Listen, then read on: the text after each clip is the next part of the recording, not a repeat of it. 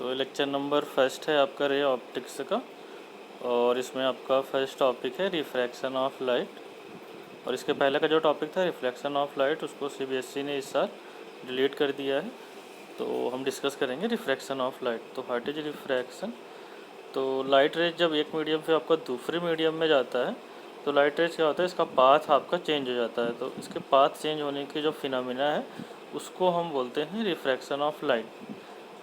In other words, we can say when light rays goes from one medium to another medium, it bends towards the normal or it moves away from the normal। ये आपका normal है। यहाँ पे आप देख रहे हैं कि लाइट रेज आपका ये इंसिडेंट रेज है, ये आपका नॉर्मल, और यह रिफ्रैक्टेड रेज। अब यहाँ पे जब लाइट रेज देखो मीडियम चेंज होगा, ये आपका फर्स्ट मीडियम है, ये आपका सेकंड मीडियम है, ठीक है। तो मीडियम चेंज होने से क्या होगा, लाइट रेज का देखो पाथ स्ट्रेट ऐसे जाना चाहिए, तो स्ट्रेट ना जाके अब लाइट रेज क्या हो गया है, यहाँ पे बेंड हो गया है।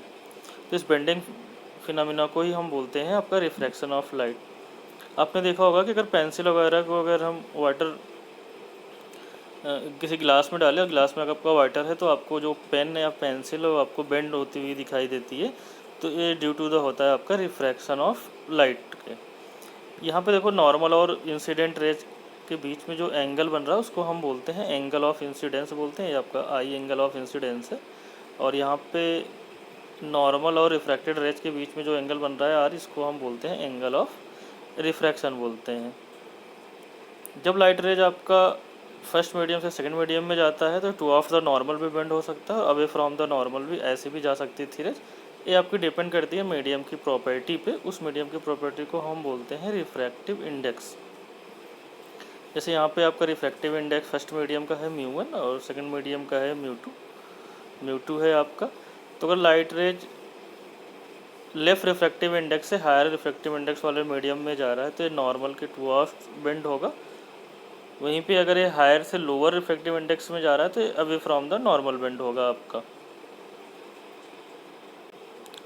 तो what is the cause of refraction of light? तो द बेसिक कॉज ऑफ, यहाँ पे रिफ्लेक्शन ना होके आपका ये वाला जो पॉइंट है आपका, ये आपका रिफ्लेक्शन नहीं रिफ्रैक्शन होगा।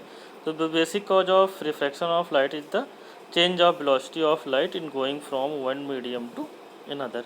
तो जब लाइट रेज आपका फर्स्ट मीडियम से सेकंड मीडियम में जाती है तो उसकी वेलोसिटी क्या होती है, वहाँ पे चेंज हो जाती है।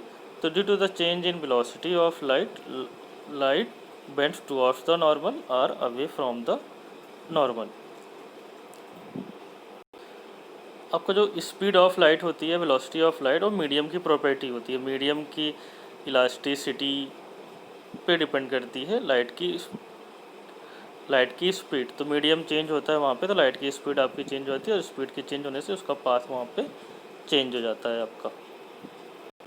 नेक्स्ट देखेंगे आपका लॉज ऑफ रिफ्रैक्शन।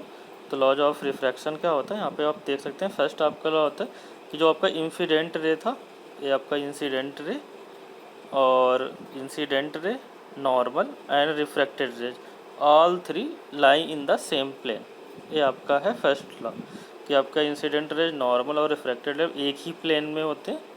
तो this is the first law of refraction. और आपका सेकेंड लॉ है कि the ratio of the sine of angle of incidence to the sine of angle of refraction.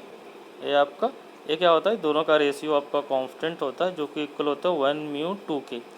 1μ2 को हम बोलते हैं कि refractive index of the second medium with respect to first medium.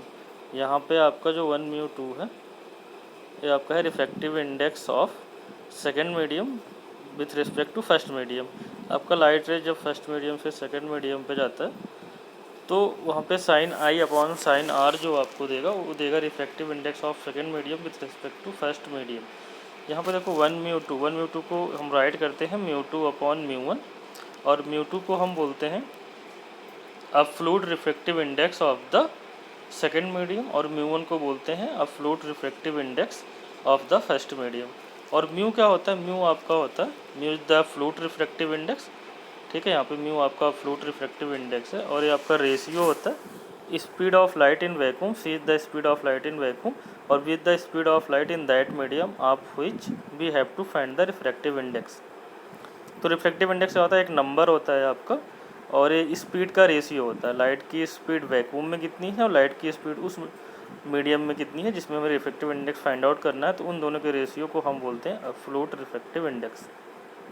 यहाँ पे देखोगे 1 म्यू 2 को हम क्या बोला है कि सेकंड का रिफ्रैक्टिव इंडेक्स फर्स्ट के रेस्पेक्ट में, और 1 म्यू 2 आपका इक्वल है यहाँ पे म्यू 2 बाई म्यू 1 के। और हम म्यू 2 बाई म्यू 1 को लिख सकते हैं, म्यू 2 को क्या लिख सकते हैं, देखो म्यू इक्वल टू होता है सी अपॉन वी, तो हम यहाँ पे म्यू 2 को क्या लिख सकते हैं, म्यू 2 आपका बन जाएगा सी अपॉन बी 2। इसी तरीके से म्यू 1 क्या बन जाएगा, आपका म्यू 1 बन जाएगा सी अपॉन वी 1 बन जाएगा। अब दोनों को रेशियो करेंगे, देखो सी से सी कैंसिल हो गया और आपका यहाँ पे आ जाएगा mu 2 by mu 1 equal to v 1 upon v 2, ये आपका आ गया वी 1 अपॉन वी 2 आ जाएगा। अब यहाँ पे देखो आपने रिलेशन पढ़ा होगा वेव वाले चैप्टर में क्लास 11th में कि जो किसी भी स्पीड ऑफ लाइट होती है या वी होता है जो आपका, ठीक है, वो होता है आपका फ्रीक्वेंसी इंटू वेवलेंथ। अब जो फ्रीक्वेंसी होती है, लाइट रेज क्या है, एक वेव, तो किसी भी वेव की जो फ्रीक्वेंसी होती है वो सोर्स का फंक्शन होती है, कहाँ पे वो वेव बन रही है जो उसका सोर्स है, तो सोर्स पे डिपेंड करती है फ्रीक्वेंसी ऑफ द लाइट। लेकिन जो स्पीड होता है और आपका जो वेवलेंथ होता है ये आपका फंक्शन होता है मीडियम का। तो during the refraction process, refraction क्यों हो रहा था, क्योंकि मीडियम वहाँ पे चेंज हो रहा था और मीडियम चेंज होने से लाइट की स्पीड चेंज हो जा रही थी, क्योंकि स्पीड किसका फंक्शन होती है, स्पीड आपका फंक्शन होती है मीडियम का।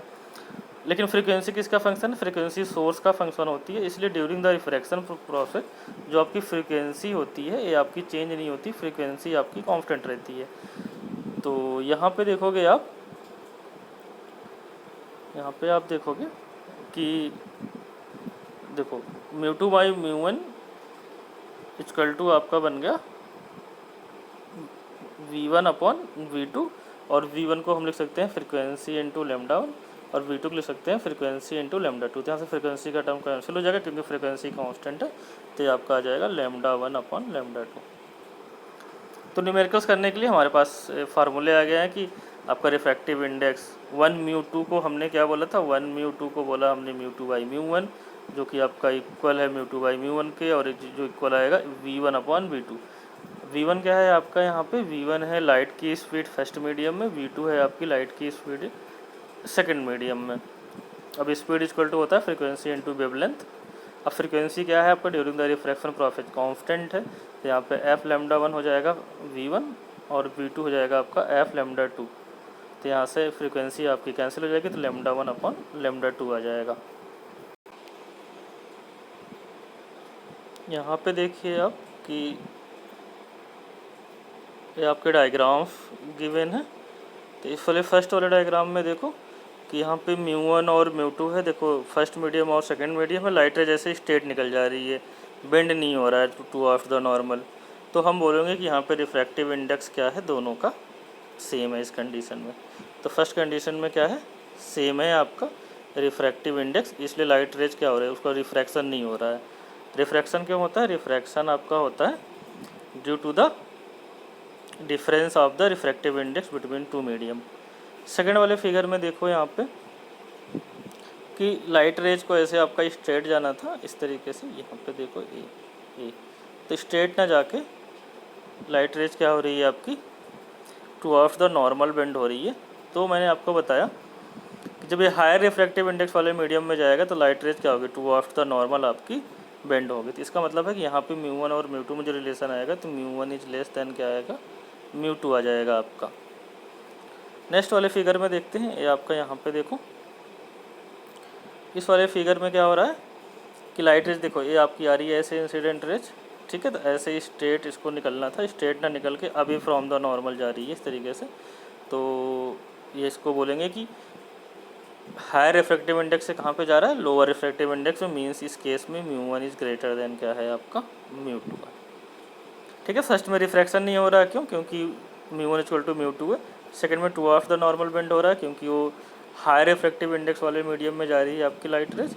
और थर्ड में क्या हो रहा है, अवे फ्रॉम द नॉर्मल जा रही है आपकी लाइट रेज, क्यों जा रही है अवे फ्रॉम द नॉर्मल? क्योंकि लोअर रिफ्रैक्टिव इंडेक्स वाले मीडियम में जा रहा है आपका। इस केस में μ1 इज ग्रेटर देन आपका μ2 है। नेक्स्ट टॉपिक है हमारा refraction of light through a rectangular glass slab. तो फिगर में आपको दिख रहा है रेक्टेंगुलर ग्लास स्लैब दिख रहा है ABCD, ठीक है। ABCD आपका रेक्टेंगुलर ग्लास स्लैब है और इसकी हम थिकनेस लेट कर लेते हैं। ये आपकी थिकनेस हो गई, थिकनेस इसकी है आपकी T, ठीक है। और बाहर का जो मीडियम है वो क्या है? एयर है आपका बाहर का मीडियम। तो यहाँ पे देखो रिफ्रैक्शन की स्टडी करेंगे हम through the rectangular glass slab. तो देखो लाइट रेज आपकी इंसिडेंट हो रही है KL, L पॉइंट पे इंसिडेंट हुआ, तो अब यहाँ से मीडियम आपका चेंज हो रहा है, एयर टू ग्लास जा रहा है। तो ग्लास का जो रिफ्रैक्टिव इंडेक्स होता है वो एयर के कंपेरिजन में हायर होता है। मींस अब लाइट रेज यहाँ पे क्या होगा? टुवर्ड्स द नॉर्मल बेंड होगा। तो यहाँ पे देखो हमें L डैश, ठीक है, ये आपका L डैश जो है नॉर्मल है यहाँ पे, तो टुवर्ड्स द नॉर्मल बेंड हो गया।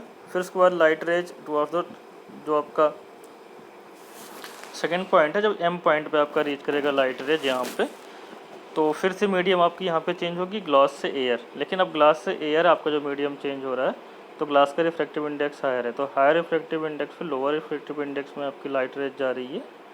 तो यहाँ पे क्या होगा कि लाइट रेज आपकी away from the normal move करेगी, ठीक है। ग्लास से एयर में क्या देखो away from the normal, straight में जाके अवे फ्रॉम द नॉर्मल जा रही है। यहाँ पे देखो ये बना हुआ है, ये मिरर है, ये बता रहा है कि अगर लाइट रेज के हम पाथ को किसी तरीके से रिफ्लेक्ट करा दें, ठीक है। अगर हम रिफ्रैक्ट जैसे इस रेज को हम बोलते हैं इमरजेंट रे और ये आपका रेज क्या इंसिडेंट रे। तो जो इमरजेंट रे है और इमरजेंट रे को अगर हम इंसिडेंट रे बना दें, तो लाइट रेज क्या करती है? अपने पाथ को रिट्रेस करती है, से जिस पाथ से ये आई थी उसी पाथ पे आपका वापस जाएगी, ठीक है। इसी पाथ को पूरा वो फॉलो करेगी, सेम इसी तरीके से फॉलो करती हुई इसको जाएगी। तो इसको हम बोलते हैं प्रिंसिपल ऑफ रिवर्सिबिलिटी। अब यहाँ पे देखो जो आपका एंगल I1 है, एंगल ऑफ इंसिडेंस बोलते हैं, और यहाँ पे है आपका एंगल R2, ठीक है। इसको जब हम मेजर करते हैं तो देखते हैं कि आपका एंगल I1 क्या होता है? एंगल R2 के इक्वल होता है आपका, ठीक है। एंगल I1 क्या होता है? एंगल R2 के आपका इक्वल होता है। मीन्स जो आपकी लाइट रेज इमरजेंट रेज निकलती है वो आपका इंसिडेंट रेज के पैरेलल होती है। इमरजेंट रेज क्या होती है? इंसिडेंट रेज के पैरेलल होती है। ये आपकी इंसिडेंट रेज हो गई, ये आपकी इमरजेंट रेज हो गई। अब इन दोनों के बीच में जो परपेंडिकुलर डिस्टेंस है, यहाँ पे देख रहे हो आप MN डैश, इस MN डैश को हम बोलते हैं लेटरल डिस्प्लेसमेंट। आपकी रेज को इस साइड से निकल जाना चाहिए था, लेकिन वो रेज यहाँ से यहाँ आ गया, मतलब लेटरली क्या हो गया? वो डिस्प्लेस हो गया है। इसलिए दोनों के बीच की जो परपेंडिकुलर डिस्टेंस है MN डैश, इसको हम बोलते हैं लेटरल डिस्प्लेसमेंट। नेक्स्ट लेक्चर में हम क्या करेंगे कि ये प्रूफ करेंगे कि I1 आपका R2 के इक्वल है, और जो यहाँ पे एंगल R1 है और यहाँ पे एंगल R2 बन रहा है, ये दोनों एंगल I2 यहाँ पे बन रहा है, ये दोनों भी आपस में क्या होते हैं? इक्वल्स होते हैं। ये दोनों तो अल्टरनेट एंगल वहाँ पे बनाएंगे, प्लस हम एक्सप्रेशन निकालेंगे फॉर द लेटरल डिस्प्लेसमेंट।